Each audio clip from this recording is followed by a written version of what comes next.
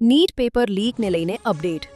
ગુરુવારે સંસદની સ્થાયી સમિતિની બેઠકમાં નીટ યુજી પેપર લીક મામલે એનટીએના અધિકારીઓને કડક સવાલોનો સામનો કરવો પડ્યો. એનટીએના ડાયરેક્ટર જનરલ અભિષેક સિંહે કહ્યું કે પેપર તેમની સિસ્ટમમાંથી લીક નથી થયો અને તપાસ સીબીઆઈ કરી રહી છે. સાંસદોએ પૂછ્યું કે જો પેપર એનટીએ પાસેથી લીક નથી થયું તો તે બહાર કેવી રીતે આવ્યું અને પરીક્ષા રદ કરવી પડી? એનટીએના ડીજી આ સવાલોના સ્પષ્ટ જવાબ આપી શક્યા નહીં. ફાસ્ટેગ તો તમારે ટોલ ચૂકવવો નહીં પડે.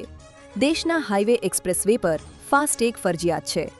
જો ફાસ્ટેગ સક્રિય હોય અને પૂરતું બેલેન્સ હોય પરંતુ ટોલ પ્લાઝાની ઈટીસી સિસ્ટમ નિષ્ફળ જાય તો ડ્રાઈવરને ફ્રીમાં પસાર થવાની મંજૂરી આપી શકાય. ઇન્ડિયન હાઈવે મેનેજમેન્ટ કંપની લિમિટેડના અનુસાર સિસ્ટમમાં ખામી હોવાને કારણે ડ્રાઈવર પાસેથી વધારાના પૈસા વસૂલવા જોઈએ નહીં. જો કે ફાસ્ટેગ માન્ય અને સક્રિય ન હોય તો આ નિયમ લાગુ પડશે નહીં. આવા મામલામાં તમે ફરિયાદ કરી શકશો. કોકરોચ જનતા પાર્ટીનું એક્સ હેન્ડલ ભારતમાં બેન. કોકરોચ જનતા પાર્ટી નામની અનોખી ડિજિટલ ચળવળ ચર્ચાનો વિષય બની છે. સુપ્રીમ કોર્ટના ન્યાયાધીશે બેરોજગાર યુવાનોની તુલના કોકરોચ સાથે કરી હતી.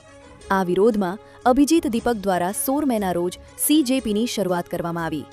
માત્ર થોડા દિવસોમાં જ આ પાર્ટીએ કરોડો યુવાનોને આકર્ષ્યા અને બીજેપીને પણ ફોલોઅર્સમાં પાછળ છોડી દીધી. જો કે એક્સ પ્લેટફોર્મે તેના સત્તાવાર એકાઉન્ટ પર પ્રતિબંધ મૂક્યો છે. ફ્લાઇટનો પાછળનો ભાગ રનવે સાથે અથડાયો. બેંગલુરુમાં એર ઇન્ડિયાના વિમાનની લેન્ડિંગ વખતે મોટી અકસ્માતની ઘટના બની છે. દિલ્હીથી આવતી ફ્લાઇટના પાછળના ભાગ રનવે સાથે અથડાઈ ગયો હતો. વિમાનમાં પાયલટ, ક્રૂ સહિત કુલ 179 મુસાફરો સવાર હતા. સદભાગ્યે આ ઘટનામાં કોઈને ઈજા નથી પહોંચી. એર ઇન્ડિયાએ વિમાનને તાત્કાલિક ગ્રાઉન્ડેડ કરી દીધું છે અને ફરી ઉડાન ભરતા પહેલા તેનું સંપૂર્ણ તકનીકી નિરીક્ષણ કરવામાં આવશે. મફતના ભાવે મળી રહ્યું છે પેટ્રોલ ડીઝલ. વેનેઝુએલા અને ઈરાનમાં પેટ્રોલ ડીઝલ લગભગ ફ્રીમાં મળે છે. વેનેઝુએલામાં નાગરિકોને માસિક 120 લીટર સુધી પેટ્રોલ 10 રૂપિયા પ્રતિ લીટરના દરે મળે છે, જ્યારે આર્યાદા ઓળંગ્યા પછી 50 રૂપિયા પ્રતિ લીટર ચૂકવવા પડે છે. ઈરાનમાં લોકોને દર મહિને 60 લીટર પેટ્રોલ 1.20 રૂપિયા પ્રતિ લીટરના દરે મળે છે અને ત્યારબાદ 100 લીટર માટે 2.25 રૂપિયા પ્રતિ લીટર ચૂકવવા પડે છે. આ લાભ મેળવવા માટે ખાસ ફાધરલેન્ડ કાર્ડ જરૂરી છે. પુલવામા હુમલાનો માસ્ટરમાઇન્ડ ઠાર. પુલવામા હુમલાનો માસ્ટરમાઇન્ડ હમઝા બુરહાન માર્યો ગયો છે. પાકિસ્તાનમાં જ અજાણ્યા હુમલાખોરોએ હમઝાને ગોળીઓથી ઘા ઝીંકી દીધો હતો. તે પાકિસ્તાનના મુઝફ્ફરાબાદમાં ગોળીબારની ઘટનાનો ભોગ બન્યો હતો. ભારતમાં થયેલા પુલવામા હુમલા પાછળના માસ્ટરમાઇન્ડમાંનો એક હમઝા બુરહાન માનવામાં આવે છે. વરસાદ ખેતી માટે સારો અને લાભદાયી. અંબાલાલ પટેલે રોહિણી નક્ષત્ર અંગે મહત્વની આગાહી કરી છે. તેમણે જણાવ્યું કે રોહિણી નક્ષત્ર ઉતરતી વખતે પડતો વરસાદ ખેતી માટે અત્યંત સારો અને લાભદાયી માનવામાં આવે છે. રાજ્યમાં 1 જૂનથી 5 જૂન દરમિયાન વરસાદી માહોલ સર્જાઈ શકે છે.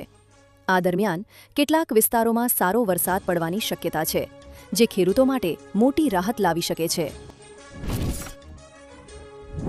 2027 વિધાનસભાને લઈને બિગ ન્યૂઝ. જેપીસી અધ્યક્ષે ગુજરાત વિધાનસભા ચૂંટણી અંગે મહત્વનું નિવેદન આપ્યું છે. તેમણે કહ્યું કે 2027માં વિધાનસભા ચૂંટણી બાદ સરકાર પૂરા 5 વર્ષ સુધી રહેશે. જો વન નેશન વન ઇલેક્શનનું બિલ 2029 પછી પાસ થાય અને અમલમાં આવે તો ગુજરાતમાં આગામી વિધાનસભા ચૂંટણી 23,032 કે 2034માં યોજાઈ શકે છે. આમ સરકારની કાર્યકાળમાં 2 વર્ષનો વધારો થઈ શકે છે. રાજકોટ ડેરીનો પશુપાલકો માટે મોટો નિર્ણય. રાજકોટ ડેરીએ પશુપાલકોને મોટી રાહત આપતો નિર્ણય લીધો છે.